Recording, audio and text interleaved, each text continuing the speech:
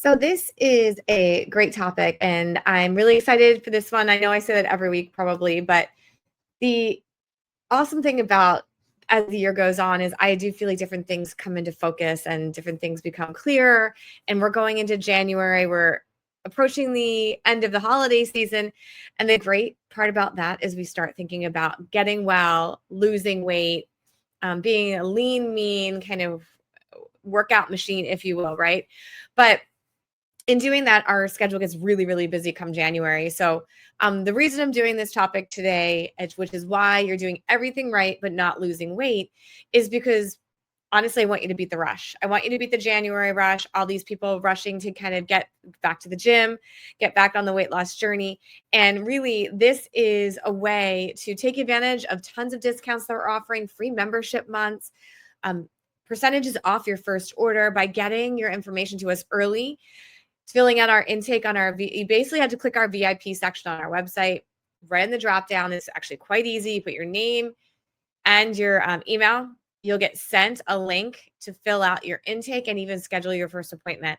If you can at least get that link done with your intake before December 31st, it will assure you that you're going to be in for all of our discounts and deals that we're offering before the new year. So if this podcast doesn't tell you that it's important that everything that you've been doing isn't enough to get it to work, and this resonates with you, like probably almost every 35, 40 plus year old male or female, then make sure you get that information into us so we can get you started on optimizing everything. So why is what you're doing not working, even though it's the right stuff? And this isn't just about aging. It's about biology shifting under the hood of the car, right? This is what happens between 35 and 55 to 60. For most men and women, we get a couple of things. Progesterone drops. Progesterone in women, when that drops, we get sleep, anxiety issues, anxiety issues, bloating, metabolic flexibility starts to decline. We also get estrogen becoming erratic. It doesn't just get low, it's all over the map. And we're going to talk a little bit more about that. But that triggers insulin resistance, and so does low progesterone. So when you have estrogen that goes high and you have progesterone that goes low, guess what? We can't metabolize carbs as efficiently, even if we could do it all the time before that. And then we get, even before all these changes, we get testosterone declines. And we don't really notice those testosterone declines as much as we do when we start losing our other hormones. And that leads to loss of muscle, inability to put on lean muscle, lower metabolism, and just a sluggish body. And of course, some brain things and some night sweats as well. Cortisol gets out of whack, our stress hormone. And when cortisol goes crazy, basically we put on belly fat. It can get high in the afternoon or high in the evening. Maybe it's low in the morning, and that destroys your blood sugar optimization. But it also encourages fat storage. All right. It also makes you tired, and you don't want to work out either. We get these signals. We get weaker in our hunger and our satiety. So ghrelin and leptin, they're two hormones that actually trigger us to be full and trigger us to store fat. So when they're not working appropriately, your biology is not helping us, right? So it's adapting to protect you as you age, not realizing it's actually working against your goals, which is weight loss, not to store that body fat for, maybe a starvation or a lower activity level as you age. Whereas you're not hunters and gatherers anymore is really the purpose. It's now working against you. So this is where my frustration begins. Most men and women double down. They restrict more, they work out harder, they work out faster and longer, and it either backfires or doesn't work. Either they lose weight and gain it right back, or they can't lose weight at all. And that's because the underlying blockers are not addressed. So and the things that are basically keeping your metabolism from functioning appropriately are not being addressed. One of the biggest ones that I see in this post-COVID world especially is bugs. So that's the first thing we're going to talk about. Mold, inflammation that happens from mold, and self-infections. And this is one of the biggest reasons the scale doesn't move. Mold exposure is basically creating inflammation, and that inflammation is creating a metabolic shift where your metabolism doesn't work as well. You don't need to see mold to have mold. You only need to breathe it in, so it can cause weight gain around the waist, puffy face, brain fog, waking up at 2 a.m., food reactions, new food sensitivities, fatigue all the time despite getting an adequate amount of sleep, and high inflammation markers that people can't explain. So some of the labs that we're going to talk about. Now, that sounds like every hormonal patient, right, that I have. And that maybe is the point of this podcast, right? Is that these symptoms overlap so much that really you need to do the testing to see, is this going on? Or you need to get a good history, because mold and mycotoxins, specifically the toxins, block the mitochondria from working. So if your mitochondria are not working, they're the powerhouses of your cell. They're the engines that burn fat and produce energy. If they're suffocating, you can't lose weight. What viruses could we be talking about? So Epstein-Barr virus, which is basically the monovirus, mycoplasma pneumonia, very common cause of walking pneumonia, long haul COVID. Again, we see this all the time with COVID. Lyme disease, see all the Lyme and tick-borne illnesses, and any kind of chronic virus. I mean, there's a million of them that, we know the shingles virus, essentially most of those herpes viruses. So they can all create chronic infection and chronic inflammation and poor metabolism. So it raises fat storage, it reduces the insulin sensitivity, it disrupts your thyroid, which is really interesting, and it can spike your cortisol, which is how your body responds to stress. So if it spikes your cortisol, what's going to happen? You're going to have this fat metabolism issue. That is why men and women start gaining 20 to 30 pounds rapidly after COVID, Lyme, or other viral flares. I see this all the time. So again, this is why labs matter. We can test these things, which we'll talk about in one of our other segments in here. But advanced testing inflammation markers, mold metabolites, viral titers, oxidative stress panel. How well is your body able to reverse that damage? They're non-negotiables for me. You want to test and not guess. You want to know the numbers. You want to know what you're fighting up against. And we do, unfortunately, the regular labs do not test for these panels. However, we have really good negotiated pricing on these panels that we can put them into place. And I honestly don't retest very frequently, because once we start drawing these things out of your system and killing them off, you feel better and things start moving in the right direction. And we know we're getting where we need to be. So if you don't know it's inflamed and you can't calm it down, and inflammation levels are staying high, then it's fat loss just shuts off. It's not going to work, right? We're not going to be able to get to our goal. So on that note, let's talk a little bit more about insulin resistance and cortisol mismatch. So we know that there's things like bugs that create insulin resistance and have the cortisol not working right. So let's dive into that a little bit, because, we know there's skinny diabetics, and there's also what we call like normal or healthy people that still have cortisol imbalance. So you can be thin or relatively thin and still have insulin resistance issues or problems with your glucose. And same thing, you can have cortisol, like maybe you're a high stress executive, maybe you're an overachieving athlete. All of these things are going to drive that cortisol to be not appropriate. So here's the kicker though. Cortisol being high, even if you think you're doing the right things, equals belly fat. So especially the midsection. So anything that drives your body to be stressed out, which we're going to talk a lot about those things, is going to drive this cortisol to be unstable. Once cortisol is unstable, it blocks fat burning, increases the blood sugars, insulin gets resistant, you can't sleep, it increases sugar cravings specifically, which is a big one, and causes muscle breakdown. Actually, it puts you into a catabolic state, but it doesn't break down fat. It actually will break down muscle. This is really common in men and women over 35, even if your glucose is normal, guys. So this is the other thing. Your traditional labs that you're doing at your primary usually will not catch this.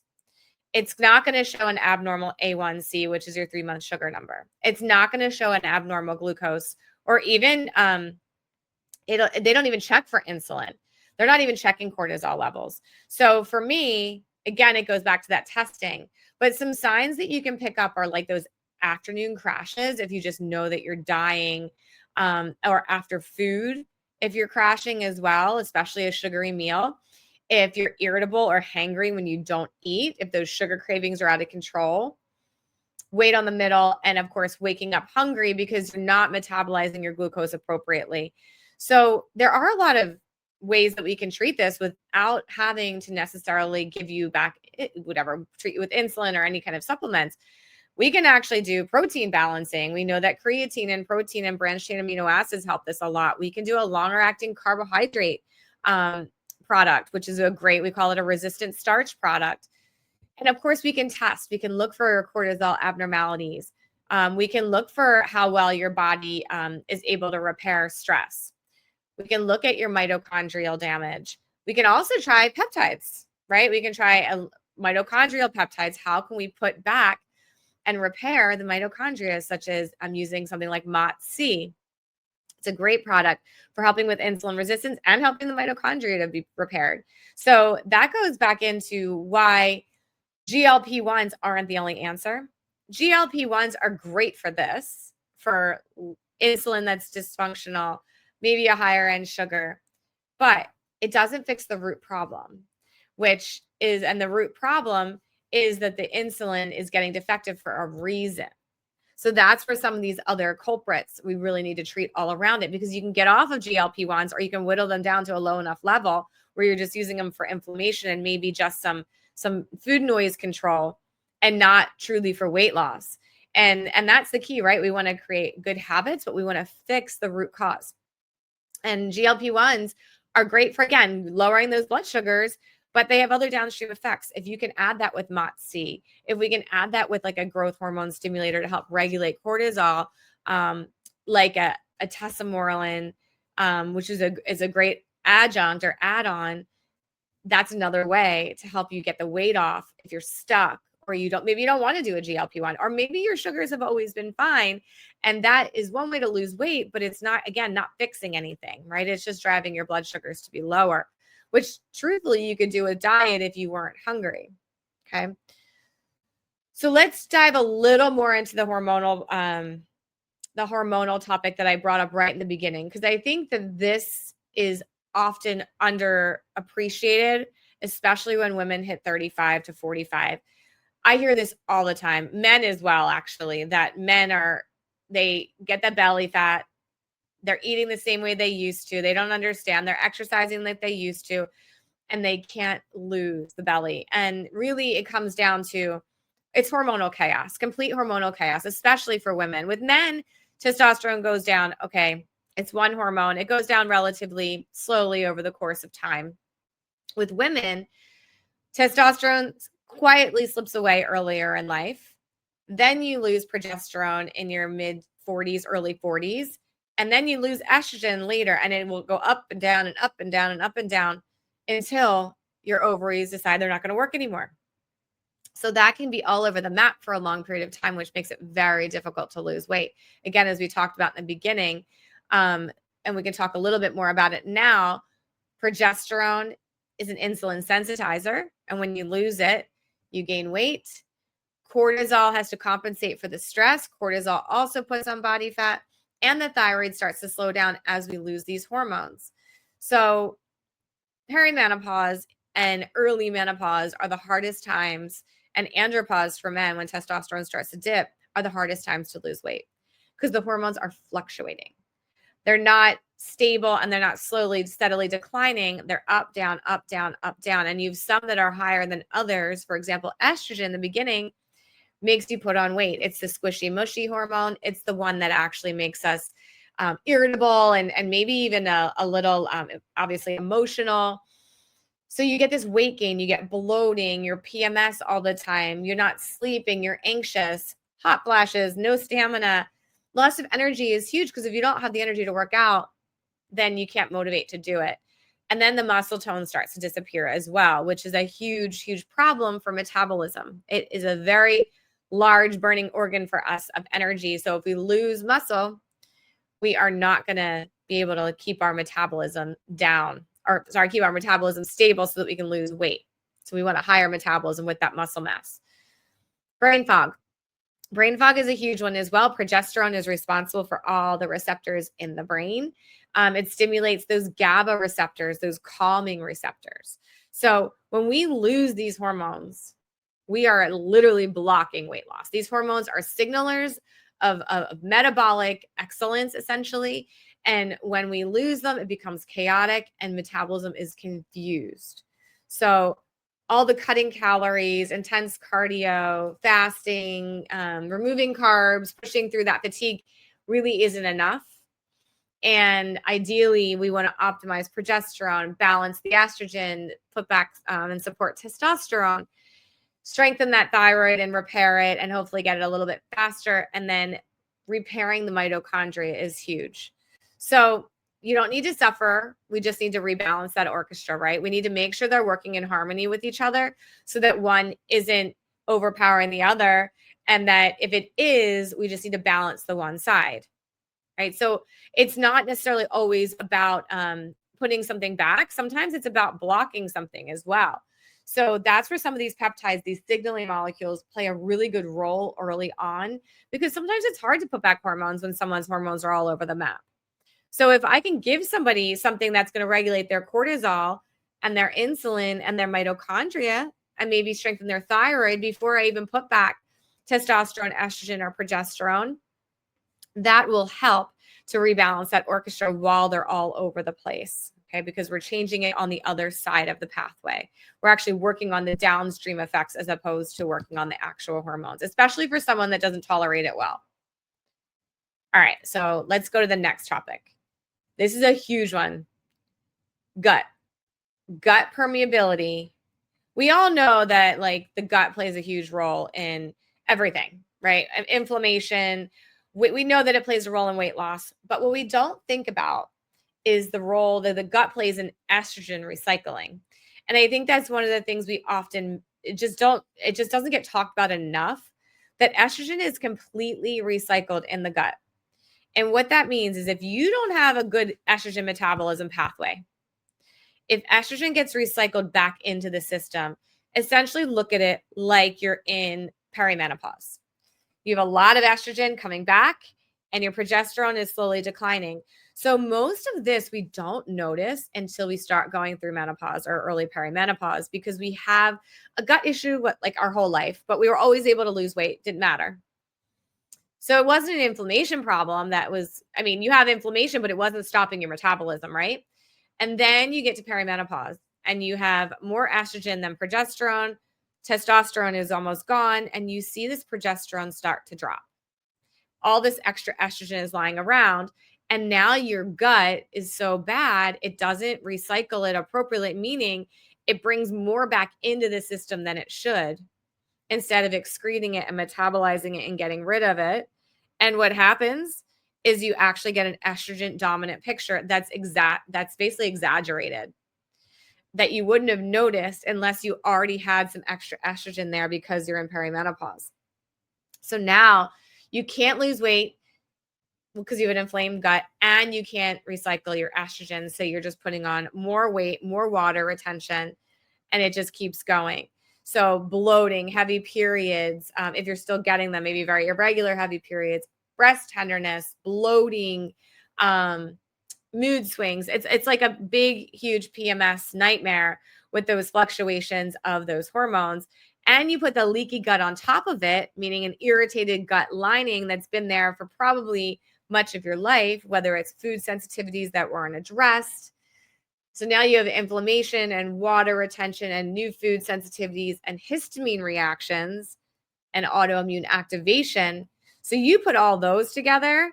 Now, basically, it looks like you have basically a bug menopause picture, right?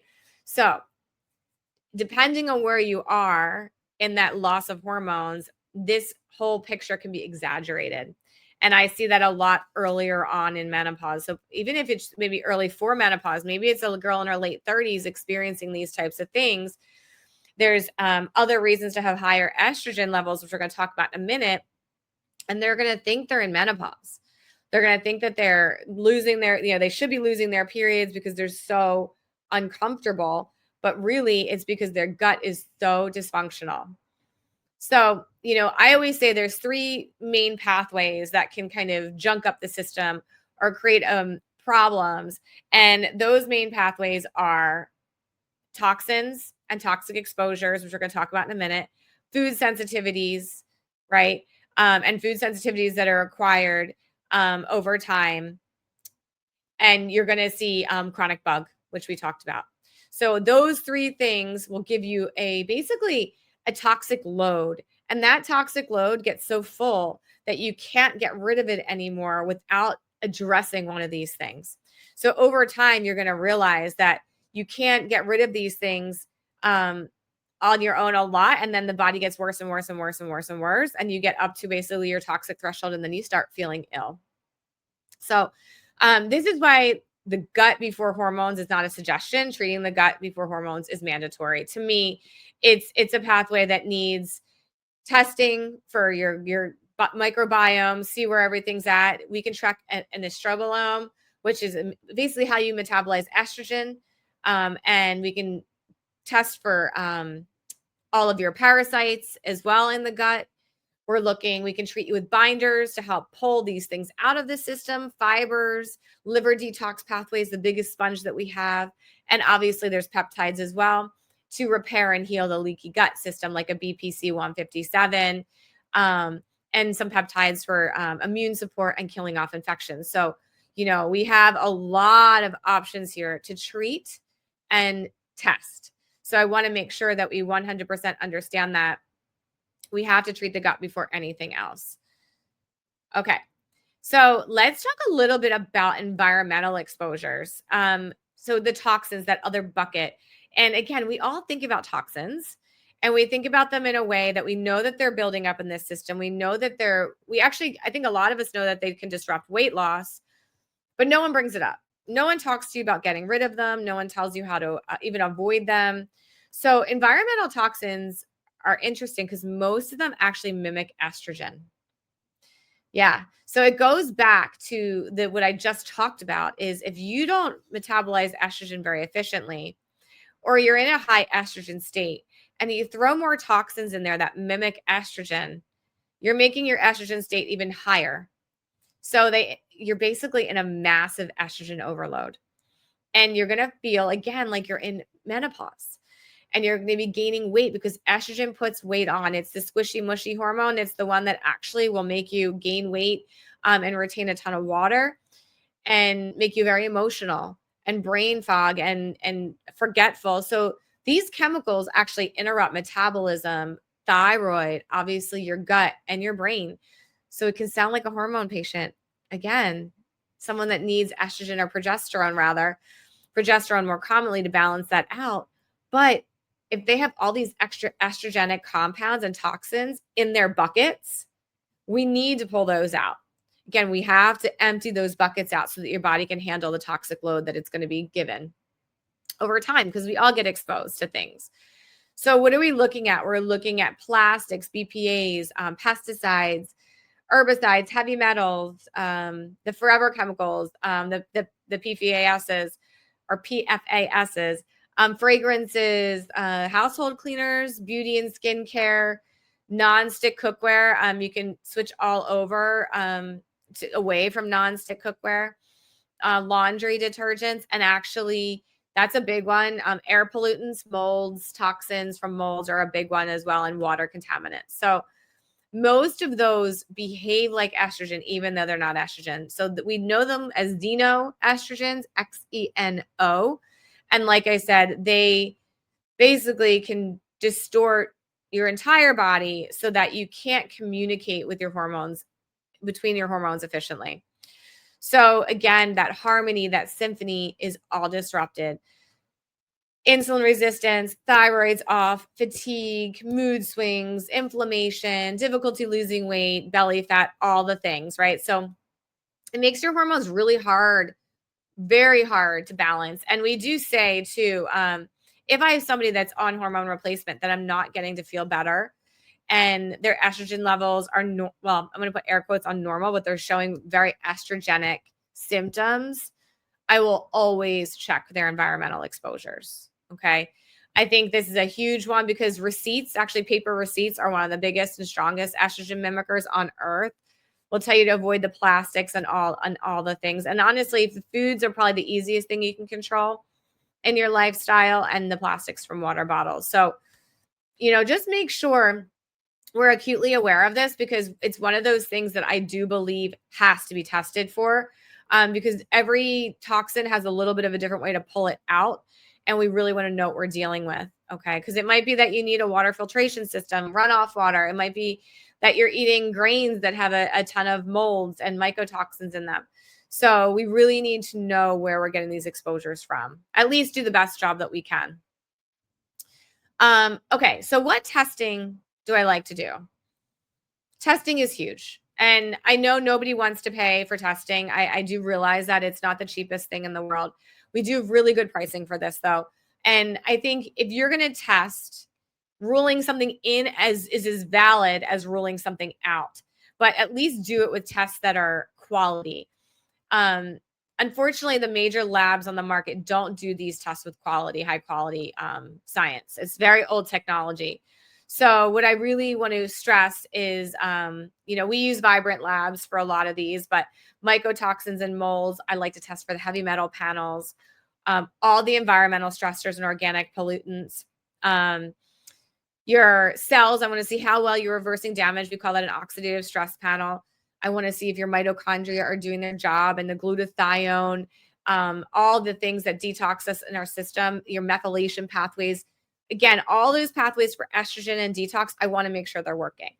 And if they're not working, how poor are they, right? So that I can start to help it and beef it up a little bit.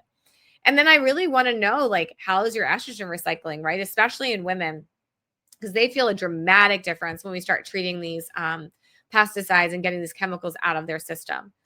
So, we give them liver cleanouts. We regulate their estrogen metabolism. We're removing the exposure sources. We're getting them binders, things that pull it out, fibers and other charcoals. We're incorporating ozone therapy. If you guys listen to me at all, I love ozone therapy. Ozone reduces inflammation, helps with detox, kills off bugs. And of course, we're getting all of these patients on peptides. We're really supporting their immune system with like thymosin alpha-1. We're helping with fat metabolism. AOD 9604, great alternative to a GLP-1. So if we're not trying to work on insulin and sugars, I love an AOD 9604 to break down fat. However, if you break down fat, all of the toxins are stored in the fat. So when you release the fat, it breaks open and you have to still eliminate those toxins, which is why a lot of people will get stuck with weight loss, or they'll feel worse in the beginning after losing weight, because you need to really get those toxins out of their system. BPC 157 for the gut and the inflammation. And then some MOTS-C for mitochondrial repair. They're just some examples of what I like to use. So, okay, that's our toxin story. Let's talk to what everybody thinks is wrong with them, which is their thyroid. And most of you are right, okay? Because the thyroid is really a hormone that is misunderstood, mischecked by regular primary physicians, and can be affected by literally everything. Every other hormone in your body can affect your thyroid. So, and it fluctuates a lot throughout the days and months of, throughout time. It's not a very static number. So when most people are told their thyroid number is quote unquote normal, they're looking at a TSH, which is a thyroid stimulating hormone. This hormone is actually not a thyroid hormone at all. It actually asks for help. It's telling the body, hey, I need more thyroid hormone. And then it takes T4, which is an inactive thyroid hormone, converts it to T3, an active thyroid hormone, the gas pedal of your life, really. And then T4, not T3, T4 shuts off TSH. So T4 is inactive. So it's never really checking to make sure your body gets enough of that active thyroid hormone. So the circuit is not exactly a clean circuit, and it doesn't work very well if you don't have enough of the key nutrients to make it function. And when your hormones are declining, it can also make it function more slowly. So that's the first problem. Most docs only check a TSH. They're not checking a T3. They're not checking a T4. They're not checking antibodies to the thyroid to see if you're fighting your own thyroid. And they're not checking something called a reverse T3, which is a backup product of insufficient conversion from T4 to T3. It's like a backup product. So think about like a short circuit. If it can't make it, it's going to kick that stuff off. But they're not checking any of these things. So you don't know what your true thyroid function is at any given time if you're not checking these things. They're also looking at them on a bell-shaped curve. We know that bell-shaped curves are fine for the people that are right in the middle because that's the majority of the population. However, when you're trying to lose weight, we don't want you sitting in the middle of the bell-shaped curve or to the left or low. We want your thyroid as optimal or fast as possible. So for me, we want optimal thyroid function. That's different than air quotes normal thyroid function, right? We want you to be on the right side of that bell-shaped curve. So that's what I do. I will treat my patients to be a little right of center. And I will actually check to make sure they're absorbing their thyroid medications and have them take them 2 to 3 hours before their labs, specifically non-T4 preparations. So not Synthroid. Synthroid is, or levothyroxine is only T4. Inactive thyroid hormone, no T3. So when there's no T3 or there's no T3 in the medication and you can't go across from T4 to T3 because your body can't do it, then what happens? You don't feel good, but your numbers all look better. Your TSH looks better. Your T4 is shutting it off because you have enough of it, but you never feel better. So that's the key to thyroid, is really understanding that you can give back T3. There is a prescription called Cytomel or leothreonine. You can give back T4 and T3 together, which is basically the combo product, like an Armor or an NP thyroid. They have that in a supplement or a prescription, and that has T4 and T3 both in it. So you don't have to just stick with plain T4 replacement. And what are you going to feel with low thyroid? So cold hands, cold feet, hair shedding are the big ones, but fatigue, weight gain, slow gut, constipation, brain fog, and depression or irritability are the biggest ones. So if your thyroid is even slightly underperforming or the hormones are making it sluggish, weight loss ability drops dramatically. So, you know, we check all of these things in our labs. And, you know, I want to stress that there's some really important labs that reveal why you're not losing weight. That full thyroid panel is one of them. Inflammation markers, cortisol rhythm. You can actually check a whole cortisol curve throughout the day. That gut permeability and gut parasite testing, molds, chronic infections, mitochondria checking. So we can check all these inflammatory, obviously, your hormones and your environmental toxin panel to look for what you're being exposed to. Without checking these things, we just don't know. And it's so important just to make sure that we have those under our belt.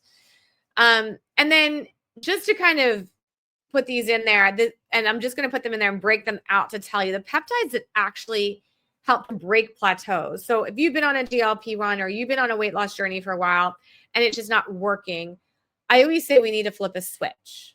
We need to kind of either get something out of the system, turn something on, or turn something off. And AOD 9604, which I alluded to earlier, gets rid of that target fat, that stubborn belly fat, without affecting the blood sugars more. I love it for that. MOTC, again, I love it for over 40s, mitochondrial repair, insulin helper, increased energy through ATP, which is our energy source, oxidizes fat, so it helps to get rid of that fat pathway, and helps with longevity.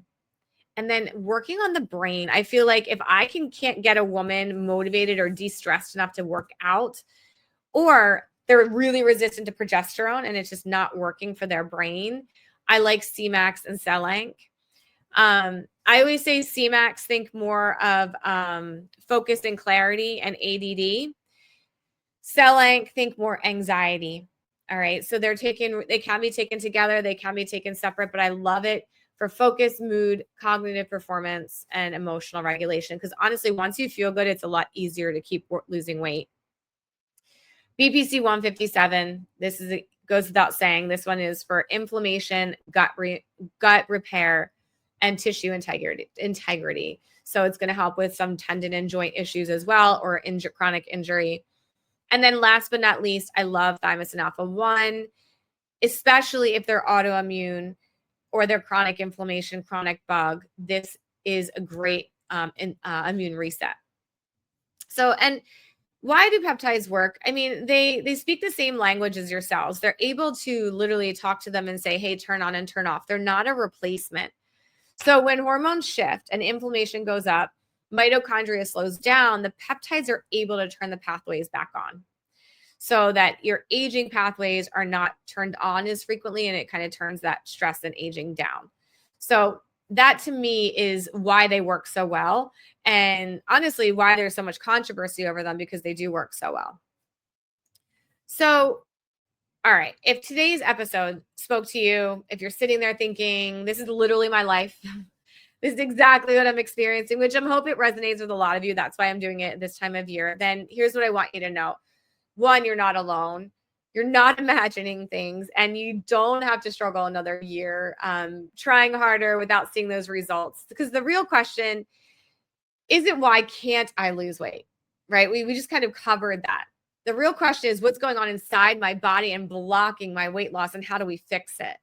And that's what we do at Dr. Lori Integrative Med, because we're ready to help you understand your body, get actual data, real answers, real testing, and a plan that works. And we will guide you through that plan over the course of 2 months, 6 months, whatever that is. And you just have to go to our website. Like I said, you can go to the drop down for VIP, or you can just fill out our male and female wellness intake.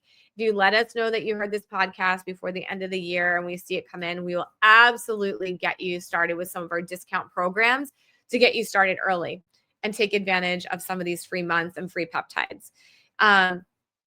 If you actually put weight loss resistant as well in the notes of your intake, that'll give us another clue that you heard this podcast, which would be really lovely, so I can get some feedback on it.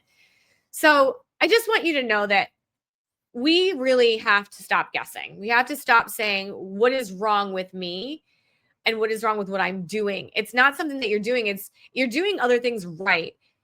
It's just your body isn't cooperating. The harmony and the orchestra and the synchronicity isn't there. So this is the year that you stop guessing. This is the year you finally understand your hormones. Maybe we turn them back on. Maybe we fix them. That is totally up to you, but we can definitely improve things. And this is the year to get your metabolism back. This is the year to feel like you again, as we like to say. This is the year to age your way, age in the way that you want to age, so that you have control over what you want to do as you get older and as your body starts to change. So I thank you for tuning in, and I'll see you for the next episode. Please, you guys, the episodes are coming out every week. So if you could follow me on YouTube and on our podcast channel, I would really appreciate it. And if you have any questions, just send us an email to info at mydrlori.com, all spelled out. And I would love to help you out. See you guys for the next one.